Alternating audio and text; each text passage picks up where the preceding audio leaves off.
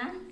आणि माझे अनुभव सांगते, मला आनंद होत आहे कारण की पुन्हा एकदा मला संधी दिली शिकवण्याची आणि एकूण 27 विद्यार्थ्यांनी प्रवेश घेतला आणि त्यांना शिकवताना मला खूप आनंद झाला कारण की एक स्टुडंट आणि एक टीचर सारखं नातं नव्हतं, तर एक मैत्रीसारखं आणि इतकं चांगलं सपोर्टेड सर्व मुली होत्या, म्हणून खूप मला आनंद वाटला तुम्हा सर्वांना शिकवताना। आणि मुलींनी सांगितल्याप्रमाणे की त्यांना मशीनविषयी काहीच माहीत नव्हतं, मशीन कसं फिरवायचं, धागा कसा भरायचा ह्याच्याविषयी काहीच माहिती नव्हतं, पण मी त्यांना सुरुवातीपासून बेसिक सगळं शिकवलं, मशीन कशी फिरवायची, धागा कसा भरायचा, सिलाई प्रॅक्टिस, मशीन प्रॅक्टिस सर्व दिलं।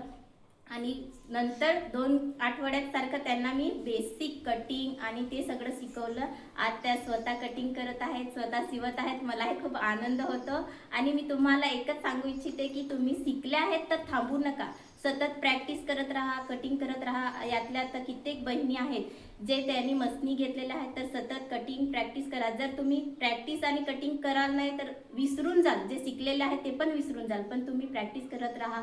आजूबाजू जे आहे मुली बाया वगैरे आहेत त्यांना तुम्ही फ्रीमध्ये शिवून द्या, तुम्हाला साईज बाय साईजनुसार समजत जाईल, कसं म्हणजे शिवायचं ते समजत जाईल आणि तुमची फिनिशिंग सुद्धा चांगली होत जाईल। म्हणून तुम्हाला मी सांगते की सतत प्रॅक्टिस करत राहा। आणि जसं सांगितल्याप्रमाणे सिस्टरनी की अगोदरच्या माझ्या बॅच होत्या, त्यांनी आता घरी म्हणजे शिवत आहेत आणि कित्येक मुली आहेत ते गारमेंट कंपनीमध्ये काम करत आहे। आज ते स्वतःच्या पायावर उभे आहेत, स्वतः स्वावलंबी झाले आणि आज कुटुंबाला हातभार लावत आहेत। तुम्ही तसे स्वतःच्या पायावर उभे राहा, स्वतः स्वावलंबी व्हा आणि घरात कुटुंबात मदत करा। आणि ते आपल्याला शिकण्याची संधी अक्षय धागा प्रोग्राममुळे मिळाली, त्याच्यामुळे त्यांचे हे आभार मानतो।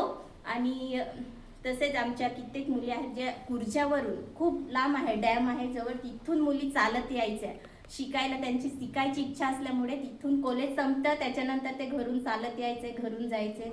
खूप आनंद वाटतं त्या शिकल्या म्हणून। धन्यवाद।